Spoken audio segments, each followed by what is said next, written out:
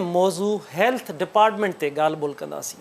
Health department जीअं त सॼी दुनिया जे अंदरि उन जी अहमियत केतिरी आहे, उहा सॼी दुनिया उन खे बहितर नमूने सम्झे थी त फस्ट लाइन जेके फ्रंट लाइन सोल्जर्स हूंदा आहिनि उहे जंग जी हालतूं हुजनि, एमरजेंसी जी हालत में हुजनि, उन डिपार्टमेंट जा जेके मुलाज़िम हूंदा आहिनि उन लाइ दुनिया जे अंदरि मुख़्तलिफ़ पैकेजिस हूंदा आहिनि। उन्हनि जे लाइ मुख़्तलिफ़ सहूलियतूं हूंदियूं आहिनि त जीअं उहे पंहिंजी फैमिली सां सहूलियतुनि आधार गुज़ारे सघनि, ज़रूरतूं उन्हनि जूं पूरियूं थी सघनि त जीअं हू आवाम खे बि ध्यानु ॾेई सघनि ऐं जेकी इस्पतालुनि जे अंदरि जी सूरत हाल एमरजेंसी हूंदी आहे रिलैक्स हुजनि ऐं मुंहुं ॾेई सघनि। बदकिस्मतीअ सां असां वटि सालनि खां वठी हेल्थ खाते जा मुलाज़िम सरापा एहतिजाज आहिनि, तहरीकूं हलाए रहिया आहिनि, मुतालबा उन्हनि जा मुख़्तलिफ़ रहिया आहिनि।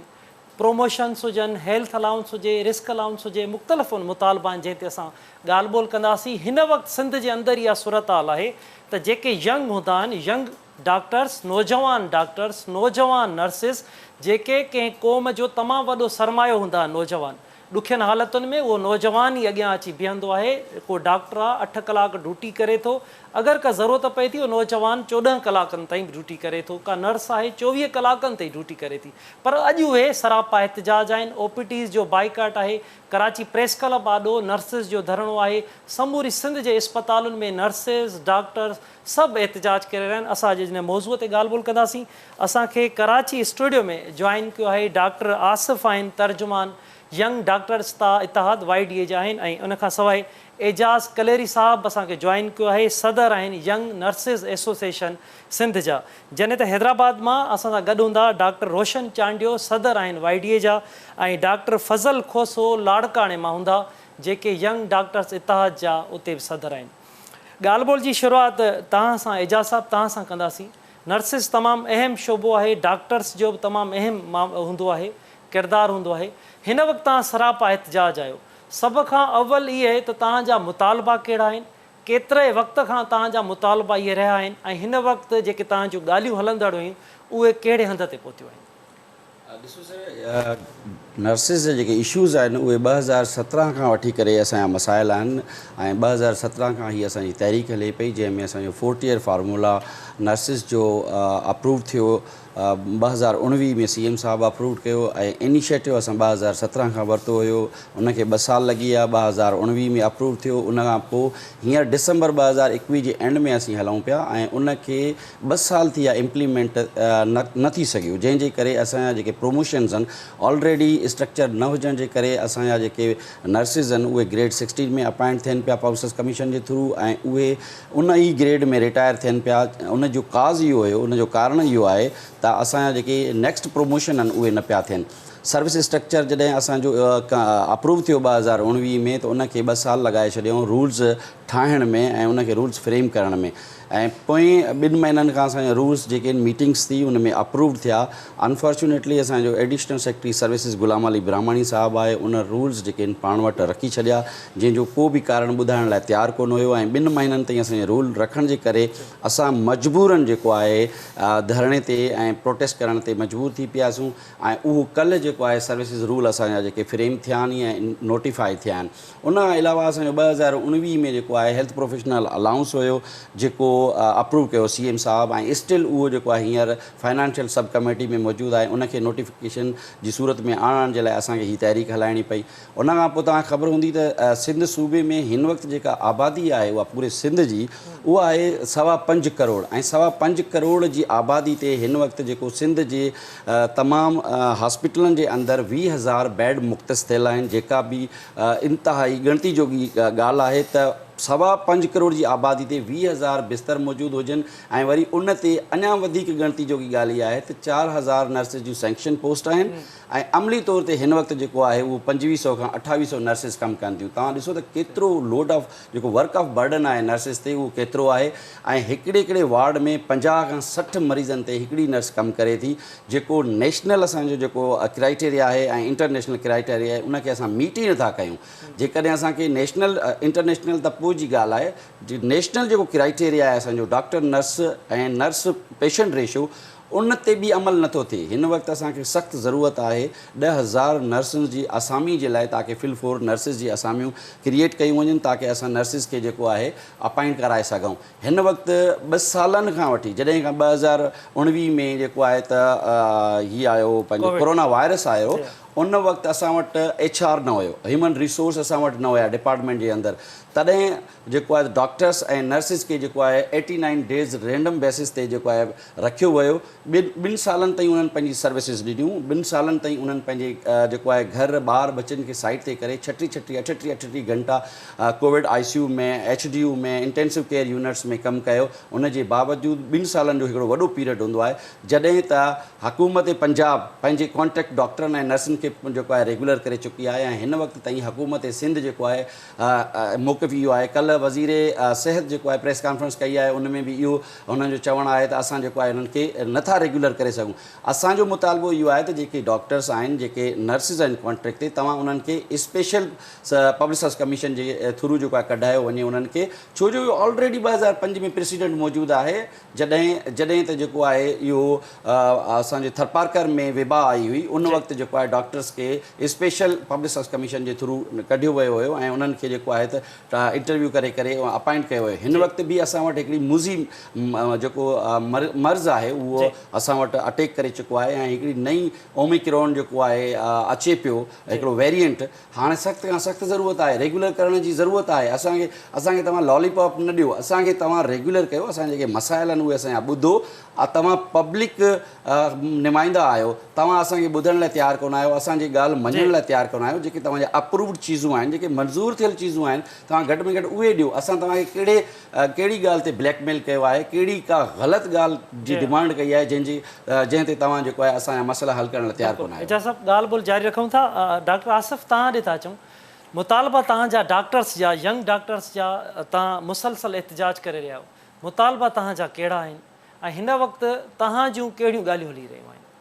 असलम साहब, वॾी महिरबानी। अॼु तव्हां हीउ जेको अहम इशू आहे उन ते हीउ प्रोग्राम कयो ऐं असांखे पंहिंजो मौक़िफ़ रखण जो मौक़ो ॾिनो। सभ खां पहिरियां त असांजो मुतालबो को बि नओं न आहे। हीउ मुतालबा असांजा 5-8 सालनि खां हलनि था पिया ऐं वक़्तनि ब वक़्तनि असां हिननि ते पंहिंजो एहतिजाज बि रिकॉर्ड कराईंदा रहिया आहियूं ऐं हेल्थ ऑफिशल्स खे जेको आहे असां यादि दहानी बि कराईंदा रहिया आहियूं उन्हनि सां मुख़्तलिफ़ मुलाक़ात में। हाणे थिए ईअं थो त जेके बि असां सां उन्हनि जा मुतालबा, जेके बि ॻाल्हियूं तय थियनि थियूं ऐं उहे उनजो अप्रूवल बि अची थो वञे, उन जे बावजूदि बि उहा हेल्थ डिपार्टमेंट उन्हनि मसइलनि खे सॉल्व करण जे लाइ कंहिं बि सूरत में राज़ी न आहे। मजबूरन असांखे मजबूर कयो थो वञे त असां स्ट्राइक जो रुख कयूं, धरणनि जो रुख कयूं, प्रेस क्लब कयूं, CM हाउस जो घेराव कयूं, मुख़्तलिफ़ शयुनि ते असांखे मजबूर कयो थो वञे। हिन वक़्तु जेके असांजा मुतालबा आहिनि उन्हनि में मेन मुतालबा इहे आहिनि त जेके असांजा कोविड डॉक्टर्स हुया या जेके कॉन्ट्रैक्ट ते डॉक्टर हुया, नर्सिस हुई, जेके तव्हां 89 डेज़ जे लाइ कयूं, हीअ उन वक़्त जी ॻाल्हि आहे जेॾीमहिल हीअ वबा नई आई ऐं पंहिंजा रिश्तेदार लाश वसूल करण लाइ बि न करे रहिया पंहिंजे अज़ीज़नि जो। उन वक़्तु इन्हनि डॉक्टरनि, इन्हनि नर्सनि हिननि जी ख़िदमत कई, मरीज़नि जी सिर्फ़ु ख़िदमत न कई बल्कि इन्हनि जा जनाज़ा बि पढ़ाया, उन्हनि जी तदफ़ीन ताईं बि उहे माण्हू विया। उन्हनि एतिरी रिस्क पंहिंजी ज़िंदगियूं दाव ते लॻाए करे, पंहिंजे घर वारनि जूं ज़िंदगियूं दाव ते लॻाए करे मरीज़नि जी ख़िदमत कई, गवर्नमेंट जो साथ ॾिनो। हाणे उन जो सिलो तव्हां उन्हनि खे इहो ॾींदव त उन्हनि खे चवंदव तव्हां 2 साल कमु कयो आहे, हाणे तव्हां वञो। अच्छा, उन्हनि इन ई ज़ाहिरा वबा जे दौरान न का स्पेशलाइज़ेशन जो एग्ज़ाम ॾेई सघिया, न अॻिते उन्हनि का डिग्री वठी सघिया, त हाणे घटि में घटि तव्हां उन्हनि खे उन जो अज़ालो त कयो।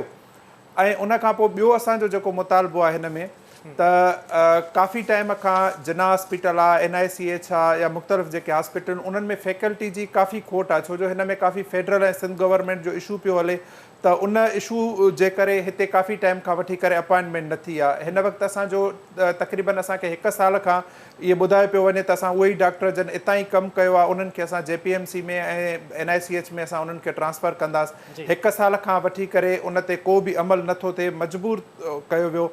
डेंटल डॉक्टर्स आहिनि, उन्हनि जो काफ़ी इशू हले थो पियो। असां चवंदा पब्लिक सर्विस कमीशन जे थ्रू उहे 500 सीटूं अनाउंस कयूं वञनि, उन्हनि जी वैकेंसी बि आहे, स्लॉट बि ख़ाली आहिनि, उहे पब्लिक सर्विस कमीशन जे थ्रू अनाउंस कयूं वञनि ऐं मेरिट ते जेके बि डॉक्टर्स अचनि उन्हनि खे ऑर्डर ॾिना वञनि। ऐं उन खां अलावा असांजो हिकिड़ो डेपुटेशन आहे। डेपुटेशन बेसिकली आहे त जेके असांजा मुख़्तलिफ़ स्पेशलाइज़ेशन डिग्री थींदियूं आहिनि जी। उन में असांजो FCPS थी वई, MD थी वई, मुख़्तलिफ़ डिप्लोमा थिया, उन में गवर्नमेंट जेके डॉक्टर आहिनि उहे पंहिंजी स्पेशलाइज़ेशन जे लाइ वेंदा आहिनि। हाणे उन जे लाइ गवर्नमेंट वटि का पॉलिसी न आहे। असांखे 1 साल खां गवर्नमेंट चवंदी अचे पई तव्हांजे लाइ पॉलिसी ठाहियूं था, पर उन खे 1 साल गुज़री वियो आहे, का बि उन ते पॉलिसी न आहे। असां चवंदा तव्हां हिकिड़ी पॉलिसी ठाहियो, उन ते ट्रांसपेरेंट कमु थिए। हाणे मसइलो जो असां जाइज़ हक़ पंहिंजी जॻह ते, पर असां हेल्थ डिपार्टमेंट में वञूं था त उतां जा ऑफिशियल जेके आहिनि असांखे ॿुधण लाइ तयारु न आहिनि, असां सां मिलण लाइ तयारु न आहिनि। त ज़ाहिर आहे असां पंहिंजा मसइला, पंहिंजा इशू कंहिंखे ॿुधाईंदासीं? माना ज़ाहिर आहे जेकॾहिं असांखे उहे ॿुधंदा न त असांजे मसइलनि खां उहे वाक़ुफ़ु न थींदा, या वरी जेकॾहिं वाक़ुफ़ु आहिनि त उन्हनि जी एतिरी गैर संजीदगी आहे जो उनखे उहो सॉल्व करण जे लाइ कंहिं बि सूरत में तयारु न आहिनि। ऐं कल्ह बि असांजी सेक्रेटरी हेल्थ सां असांजे वफ़द जी मुलाक़ात थी आहे ऐं उन्हनि असांखे उहे ई जीअं पहिरियां असांखे यकीन दहानियूं ॾियारायूं हुयूं 2 साल पहिरियां, पर उहे मुतालबा उते आहिनि, उन्हनि में का बि शइ जेको अघु भराई न थी आहे। असां कल्ह बि सेक्रेटरी साहिब खे चयो त असांखे नोटिफिकेशन जेसि ताईं न मिलंदो असां OPD जो बाइकाट जारी रखंदासीं। इन में असांजो हिकिड़ो ॿियो आहे त जेको रिस्क अलाउंस गवर्नमेंट अनाउंस कयो हुयो, असां उनखे चऊं था त उहो परमानेंट कयो वञे सभिनी जे लाइ। ऐं उन में बेसिकली मसइलो इहो आहे त सिर्फ़ु कोविड ते डॉक्टर या नर्सिस या स्टाफ जेको आहे उहो रिस्क ते न आहे। मुख़्तलिफ़ वबाउनि, TB आहे, पखेड़जंदड़ आहे, HIV आहे, हेपेटाइटिस आहे, जेको हिकु माण्हू मां ॿिए माण्हू में पखेड़जे थो। ठीकु आहे, त मुख़्तलिफ़ डॉक्टर कमु कनि था पिया, उहे रिस्क ते हमेशह आहिनि। त इनखे असां सां मिनिस्टर साहिबा पहिरियां इन जी यकीन दहानी कराई हुई त असां कंदासीं, पर उहो बि अञा ताईं पेंडिंग आहे, उन ते बि का अघु भराई न थी सघी आहे। ठीकु आहे डॉक्टर साहब। डॉक्टर रोशन चांडियो साहब, तव्हां सां ॻाल्हि ॿोल कंदासीं। हैदराबाद जी छा सूरत हाल आहे? मिसाल तौरु तव्हां OPDs जो अगरि बाइकाट तरफ़ विया आहियो त लाज़मी आहे उतां जो जेको मरीज़ आहे उहो बि परेशान हूंदो। जीअं डॉक्टर आसिफ बि ॻाल्हि पे कई त डॉक्टर्स जी खोट आहे, त छा हैदराबाद में डॉक्टर्स जी केतिरी खोट आहे? कहिड़नि प्रॉब्लम्स खे तव्हां मुंहुं ॾेई रहिया?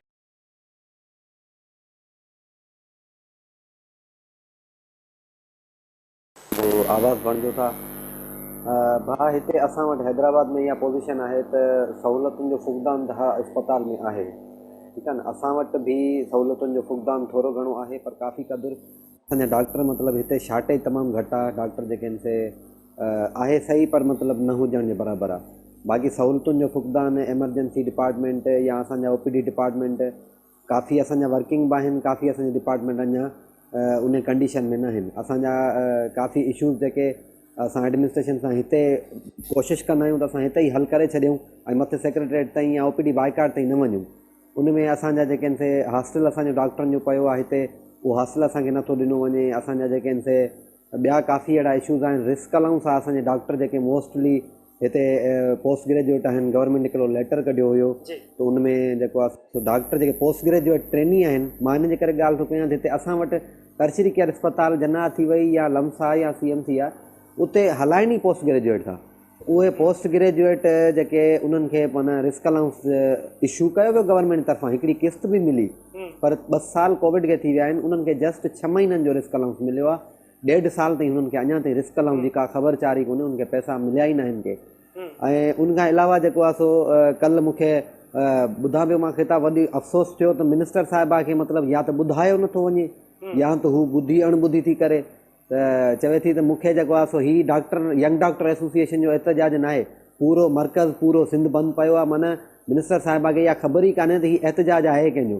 कोविड डॉक्टर बि यंग डॉक्टर एसोसिएशन जो हिसो आहिनि। उनखां अलावा जीअं आसिफ़ सॼा मसइला समप असांजा करे छॾिया, त उन में असांजी मेन जेका डिमांड उहा आहे, हीअ डिमांड त असांजा आहिनि, पर मेन असांखे रेस्पेक्ट खपे सिंध सेक्रेटरीट में। सिंध सेक्रेटरीट में हिननि जा सेक्शन ऑफिसर, हिननि जा क्लर्क, हिननि जा जेके एडिशनल सेक्रेटरीज़, असां त एसोसिएशन जा अॻुवान आहियूं, असां सां मिलण जे लाइ तयारु न आहिनि, त हीअ ॿियनि डॉक्टरनि सां कहिड़ो असरु कंदा हूंदा।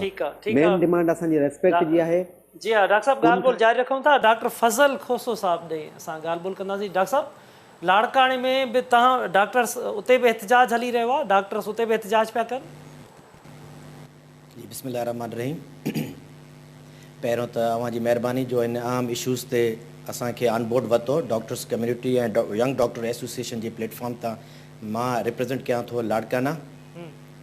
जीअं त हिते जेके बि इशूज़ आहिनि काफ़ी दोस्तनि समअप करे छॾिया आहिनि। मां स्पेशल एडिशन करणु चाहियां थो पियो, जेके पेड डेपुटेशन जेके हाल एजुकेशन जे लाइ जेके बि डॉक्टर्स टर्शरी केयर हॉस्पिटल में या कंहिं इदारे में अगर पंहिंजे डिग्री स्पेशलाइजेशन करण लाइ वञनि था पिया उनखे उन्हनि जी जेका सैलरी आहे जेके इन सर्विस कैंडिडेट आहिनि त उन्हनि जी सैलरी बंदि कई वई आहे।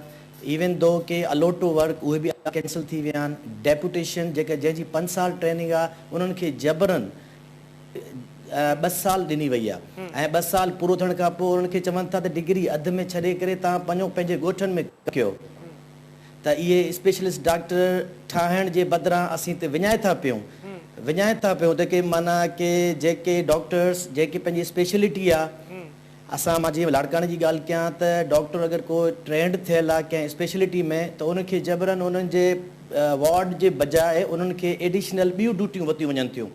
हालांकि जीअं मेडिको लीगल सेक्शन आहे हिकिड़ो अलॻि ही हिकु अलॻि कैडर आहे त उन में बि असांखे ई इंसिस्ट कयो वञे थो तव्हां हिकु ॾींहुं वञी ड्यूटी कयो, हफ़्ते जे लाइ वञी ड्यूटी कयो या 15 ॾींहंनि जे लाइ रोटेशन बेसिस ते सभु डॉक्टर्स कनि। हालांकि सिंध गवर्नमेंट खे इहो ॿुधाइण पिया चाहियूं ऐं असांजी डिमांड बि इहा ई आहे त टर्शरी केयर हॉस्पिटल आहे BHU RHC खे त छॾे ॾियो, टर्शरी केयर हॉस्पिटल में तव्हां वटि मेडिको लीगल डॉक्टर्स मौजूदु कोन्हनि त इन्हनि जे मसइले जे लाइ बि संजीदा कोन्हनि। हेल्थ सेक्रेटरी जा जॾहिं प्रीवियसली असां मुलाक़ातूं थियूं जॾहिं अॻोणो जेके हलिया विया आहिनि काज़िम साहब त उन्हनि जी हेल्थ मिनिस्टर साहिबा सां का ॻाल्हि ॿोल थिए थी नथी थिए का ख़बर न आहे। असांखे त लॉलीपॉप ॾिनो वञे थो त तव्हांजा मसइला ॿुधा विया तव्हांजा मसइला सॉल्व थींदा, वञी अॻिते 2 महीननि खां पोइ ख़बर पए थी त उहो हेल्थ सेक्रेटरी बि ट्रांसफर्ड त ईअं करण सां मसइला अञा हल न थींदा, अञा बि डॉक्टरनि में बिल्कुलु डॉक्टर साहब बिल्कुलु मामला मतिलबु बेचैनी पाई वेंदी। हाणे जी मां लाड़काणे जी ॻाल्हि कयां त हिते CMO ड्यूटीज़ असां ई सर अंजाम था ॾियूं। हालांकि CMO ड्यूटीज़ जे लाइ अलॻि कैडर आहे, अलॻि डॉक्टर अपॉइंट थियल आहिनि। असांजी लोकल हिते डिमांड इहा आहे मेडिकल नर्सिस ही तव्हां एहतजाज कयो पिया, इन सां गॾु जेके शागिर्द आहिनि जेके स्टूडेंट्स आहिनि छा इन्हनि जा प्रॉब्लम्स आहिनि?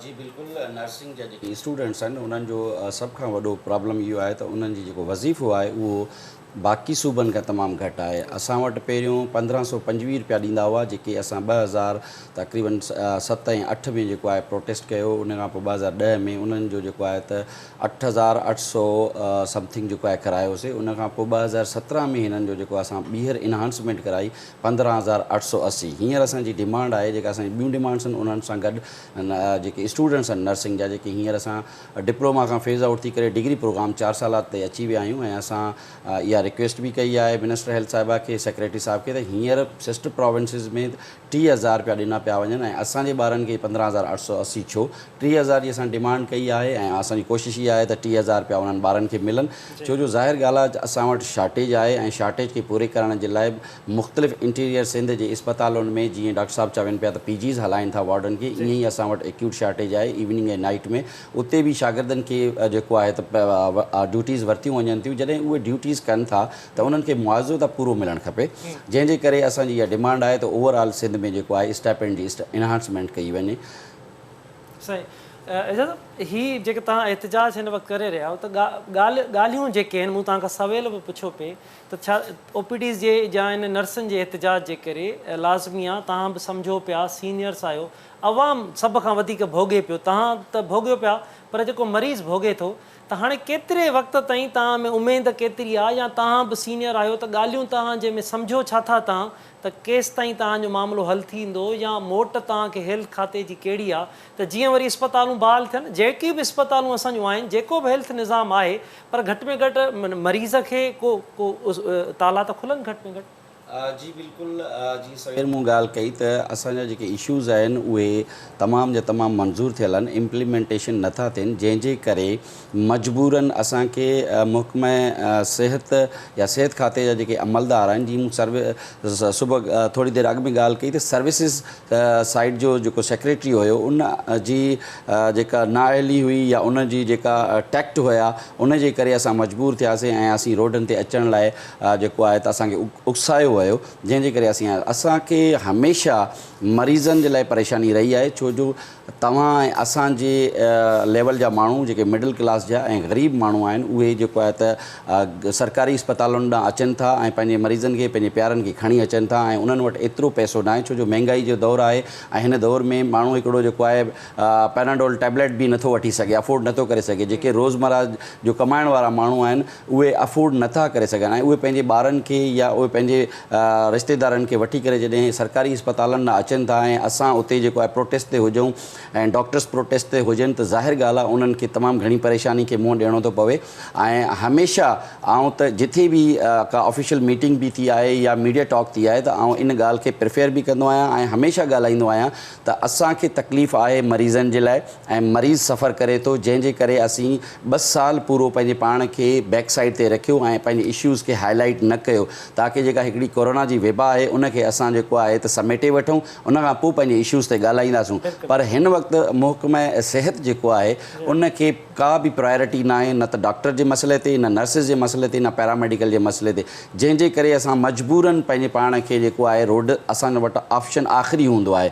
ऐं हिन वक़्तु तव्हां ॾिसो था त जॾहिं असां रोड ते आया आहियूं त असांजा मसइला हल थियणु शुरू थिया आहिनि ऐं सिहत खाते जे ऑफिसरनि खे इहा ज़रूरत आहे ऐं वक़्त जी बि ज़रूरत आहे त तव्हां जॾहिं ॻाल्हि ॿोल जे ज़रिए मसइला हल करे सघो था त पोइ असांखे तव्हां मजबूर छो था करियो। हिन वक़्तु असांजी मजबूरी इहा आहे त असांजा मसइला जेके आहिनि सालनि खां साॻई आहिनि ऐं उहे हल नथा थियनि। हिन वक़्तु सिहत खाते जे ऑफिसरनि जेको राब्तो कयो, कल्ह बि तव्हांखे मूं ॿुधायो त हिकिड़ो नोटिफिकेशन असांजो इशू थियो आहे ऐं बाक़ी डिमांड्स असांजा पेंडिंग्स आहिनि। ऐं थोरी देरि अॻु में जॾहिं आउं प्रोग्राम में अचण वारो हुउसि त उन वक़्तु मूंखे एडिशनल सेक्रेटरी दादलो ज़ोरानी साहिब जी कॉल आई त तव्हां अचो ऐं अची करे बाक़ी जेके इशूज़ आहिनि उन ते ॻाल्हि ॿोल करियूं था। मूं साईं खे इहो ई अर्ज़ु कयो त सर हीअ पोयां इशूज़ आहिनि जेके डेली बेसिस ते तव्हांजे ऑफिस में डिस्कस कंदा रहिया आहियूं ऐं थींदा रहिया आहिनि, का नई ॻाल्हि त आहे कोन जो डिस्कस लाइ असीं अचूं ऐं मीटिंग करियूं। तव्हां असांखे पंहिंजे मसइलनि जी नोटिफिकेशन ॾियो ताकी असीं पंहिंजी सर्विसिस खे कंटिन्यू करे सघूं। बिल्कुलु एजाज़ साहब, डॉक्टर आसिफ़ एजाज़ साहब जी तव्हां ॿुधो पिया ॻाल्हि ॿोल त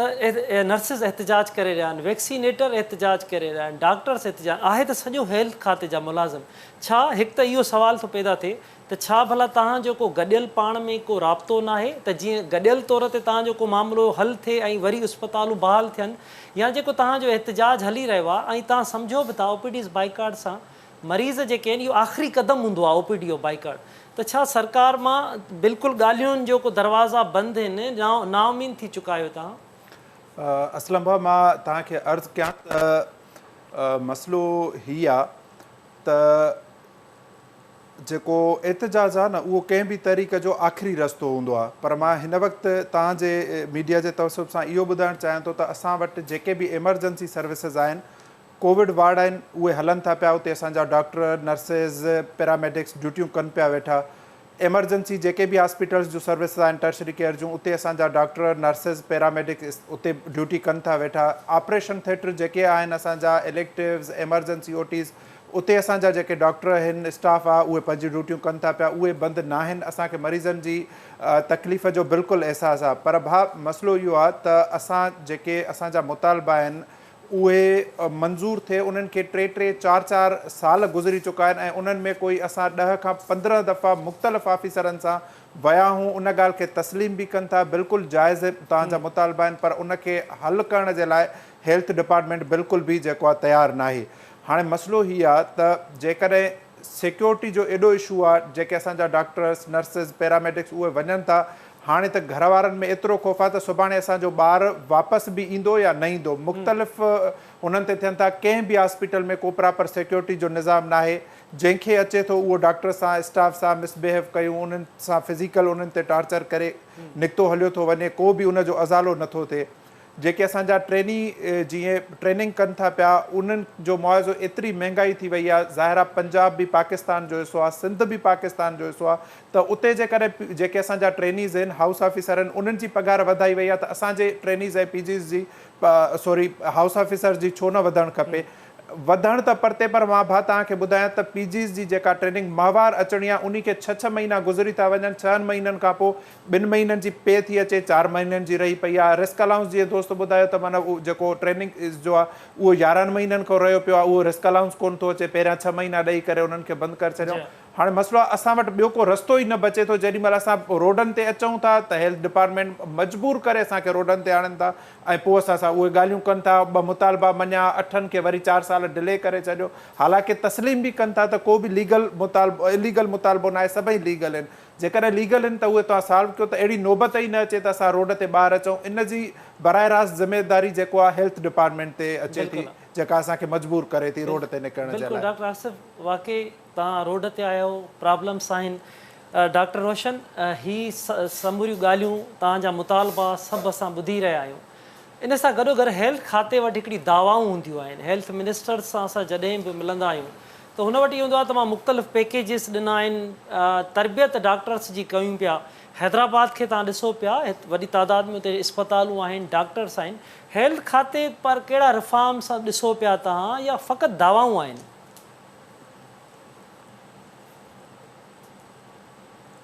हिननि फैसिलिटी जीअं तव्हांखे आसिफ़ ॿुधाए छॾियो त असां वटि आए ॾींहुं माना जेको घिड़े थो उहो डॉक्टर सां विड़ियो थो वञे। कंहिं क़िस्म जी असांखे सिक्योरिटी, कंहिं क़िस्म जी असांखे सहूलियत न आहे। जी जी डॉक्टर रोशन, कंहिं क़िस्म जी असां वटि सहूलियत न आहे। ऐं जेको आहे न असां वटि हिते जेके डॉक्टरनि सां जेका हालत आहे, जेका पोज़ीशन आहे, ऐं हेल्थ असांजी तरबियत हू कहिड़ी कंदा भाउ? असां जेका काहनि खां ग़लति डिमांड कई हुजे, असां उन्हनि खे ब्लैकमेल कयो हुजे, कंहिं बि क़िस्म जी असां का ग़लति डिमांड हुननि खां कोन्ह कई आहे। असांजी जेके डिमांड्स आहिनि जेन्युइन आहिनि, उहे असांजी कहिड़ी तरबियत कंदा? असां पंहिंजूं ड्यूटियूं ॾियण वारा माण्हू आहियूं। असांजा जेके पोस्ट ग्रेजुएट डॉक्टर आहिनि उहे पूरियूं इस्पतालूं वॾियूं वॾियूं हुननि खे रन करे पिया ॾियनि। तव्हां हिकिड़ो आसिफ़ खां सवाल कयो जेको मिस थी वियो, त असां वन प्लेटफॉर्म ते बि हुयासीं, ठीकु आहे न। त असांजूं माना हाणे ज़ाहिर आहे हिकिड़े सां जीअं नर्सिंग सां आहिनि त नर्सिंग जा 5-6 मुतालबा आहिनि, पैरामेडिक्स जा 5-6 मुतालबा आहिनि, ईअं ई डॉक्टरनि जा बि 5-6 मुतालबा आहिनि। असां वटि जेकॾहिं हुननि वटि जेतिरियूं मैक्सिमम डिमांड्स खणी पिया वञूं, ओतिरो हू शार्ट करे असांजा जेके आहिनि जनरल डिमांड हिकिड़ी ॿ पूरी करे वरी ॿियूं सभु पेंडिंग में विझी पिया छॾनि। त असां हिन दफ़े इहो सोचियोसीं त गॾु एतिजाज त आहे, पर ॻाल्हियूं अलॻि अलॻि कजनि त जीअं असां मैक्सिमम पंहिंजूं डिमांड्स वञाए सघूं। बाक़ी हिननि जूं सॼियूं दावाऊं आहिनि, कंहिं बि क़िस्म जी असांखे का बि हिते फैसिलिटी कोन्हे। जेकॾहिं हुजनि त असां रोडनि ते अचण जो असांखे शौक़ु न आहे भाउ। अच्छा डॉक्टर फज़ल, हिन वक़्तु मिसाल त तव्हां OPDs जे बाइकाट तरफ़ विया आहियो, लाड़काणे में भला मरीज़नि जे बारे में थोरो मालूमात वठिजे त उहे कहिड़ियुनि ॾुखियाईनि खे हिन वक़्तु मुंहुं ॾेई रहिया आहिनि, छो जो तव्हांजो त एहतजाज हली रहियो आहे? जी, सिर्फ़ु असां लाड़काणे में आउटडोर पेशेंट जे लाइ सर्विसिस मुअतल आहिनि। हालांकि असीं हिकु अलार्म कॉल ॾिनी हुई सिंध गवर्नमेंट खे त असां हींअर फ़िलहालु टोकन स्ट्राइक जो ऐलान कयोसीं, जंहिंखे 3 ॾींहं गुज़रण जे बावजूद बि हेल्थ डिपार्टमेंट का नोटिस न वरिती, न ई उन्हनि जे नुमाइंदनि असां सां राब्तो रखियो। असीं फर्दर मजबूर थी वियासीं त OPD बाइकाट जे करे। हालांकि असांजा इशूज़ त सभु जेन्युइन आहिनि, जाइज़ आहिनि, चाहे पेड डिप्यूटेशन जो हुजे या कॉन्ट्रेक्टी एम्प्लॉई जो हुजे। हालांकि कोविड डॉक्टर में जेके इनिशियली जेके रेंडेड बेसिस ते डॉक्टर अपॉइंट कया विया, उन्हनि खे हालांकि इन एमरजेंसी कंडीशन में अगरि उहे पंहिंजी ड्यूटी सरंजाम ॾियनि पिया त उन्हनि जी वरी सैलरीज़ बि न पियूं मिलनि। 6-6 महीना 8-8 महीना वरी नई एडवर्टाइज़मेंट ॾेई करे वरी नवां डॉक्टर्स खया आहिनि। त ही बेचैनी वारी सूरत आहे जेका हेल्थ डिपार्टमेंट डॉक्टरनि जे मथां, पैरामेडिक्स ऐं नर्सिस जे मथां जेका करे थी पई, त इहा ॾाढी पुरज़ोर मज़म्मत कजे थी इन शइ खे। पर government of Sindh health department उहो संजीदा आहिनि कोन डॉक्टर जा मसइला हल करण जे लाइ। हाणे स्पेशल डॉक्टर्स जेके स्पेशलिस्ट ड्यूटीज़ था ॾियनि, हाणे जीअं मां घणे डिस्कस कई त CMO ड्यूटीज़ असांजी घुर इहा ई आहे लोकल एडमिनिस्ट्रेशन सां त CMO अलाउंस बि आहे। तव्हां ड्यूटियूं वठो त डॉक्टरनि खां त अलाउंस ॾियो छो था? हालांकि इहे जॾहिं सेक्शन बि थियल आहे त CMO अलाउंस फिक्स्ड आहे डॉक्टर जे लाइ। हाणे डॉक्टरनि खे न ॾेई करे डॉक्टरनि में त बेचैनी पैदा थिए थी न, त डॉक्टर पंहिंजो आवाज़ु कंहिंखे ॿुधाए लेटर्स में ॾेई करे उनखां ॿुधी अणॿुधी कई वई। त मजबूरन असीं रोडनि ते स्ट्राइक ते पुगाऊं। बाक़ी इलेक्टिव OTs हुजनि, एमरजेंसी सर्विसिस हुजनि, कोविड वैक्सीनेशन या कोविड सैम्पलिंग हुजनि, त उहे बिल्कुलु हलनि था पिया, फंक्शनिंग आहिनि। हालांकि अगरि असांजो ॻाल्हियूं अगरि 3 ॾींहनि जो बाइकाट जो ऐलान थियल आहे साइड सिंध तरफ़ां, असीं बि सरापा एहतजाज आहियूं। अगरि 3 ॾींहनि में मुतालबो नथा मञनि त मजबूरन असांखे इहे स्ट्राइक जो दाइरो वधाइणो पवंदो, एमरजेंसी खे छॾे करे। बाक़ी कोविड ऐं इलेक्टिव जेके बि असांजा आहिनि उन्हनि ते बि असां स्ट्राइक।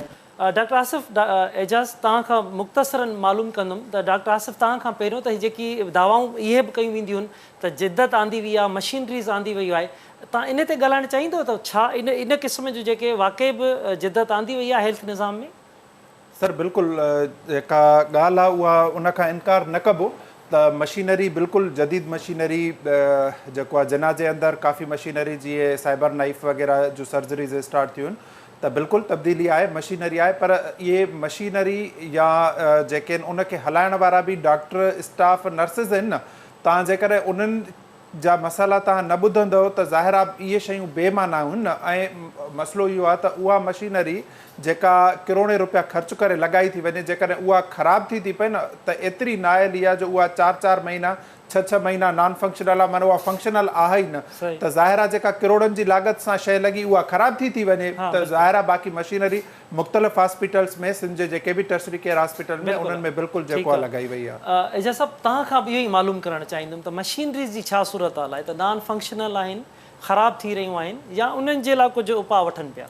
जी बिल्कुलु डॉक्टर साहब, डॉक्टर आसिफ़ जी इहे चयो ऐं तव्हां बि चओ पिया त जिदत आंदी वई आहे, पर सिर्फ़ु उहो JPMC में या जेको आहे त के 1-2 हॉस्पिटल्स जे अंदरि हुजणु ज़रूरी न आहे। एजाज़ साहब, मां तव्हांखे क्लियर कयां, मां नथो चवां त जिदत आंदी वई आहे, मां तव्हांखां क्वेश्चन थो कयां त छा आंदी वई आहे जिदत? मां सम्झां थो त जेके दवाऊं आहिनि उहे सिर्फ़ु दवाउनि जे हद ताईं आहिनि, छो जो 1 या 2 हॉस्पिटल्स में जेकॾहिं का मशीनरी लॻाई वई आहे त इन जो इहो मक़सदु कोन्हे त पूरी सिंध जेको आहे उन मां फ़ाइदो वठंदी। जीअं तव्हां ॾिसो हिकिड़ो डिस्ट्रिक्ट घोटकी आहे, डिस्ट्रिक्ट शिकारपुर आहे, थरपारकर आहे, मिठी आहे, उन खां पोइ मीरपुर ख़ासि ॾिसो, तव्हां बदीन ॾिसो, इन मतिलबु डिस्ट्रिक्ट हॉस्पिटल्स में का बि अहिड़ी MRI मशीन न आहे, CT स्कैन मशीन न आहे, अल्ट्रासाउंड न आहे, उते मुश्किल सां एक्सरे, जी बिल्कुलु मुश्किल सां एक्सरे थिए थो। ॾिसो NICH में बि तक़रीबन 2-2.5 सालनि ताईं जेको आहे MRI CT स्कैन मशीन आयो, ख़रीद कयो वियो ऐं उहो जेको आहे 2-2.5 सालनि ताईं लॻी न सघियो। उनजो रीज़न इहो हुयो त HR न आहे। जॾहिं HR न आहे त तव्हां मशीनरी आणियो छो था, ख़रीद छो था कयो? पहिरियों तव्हां HR पंहिंजी ह्यूमन रिसोर्स खे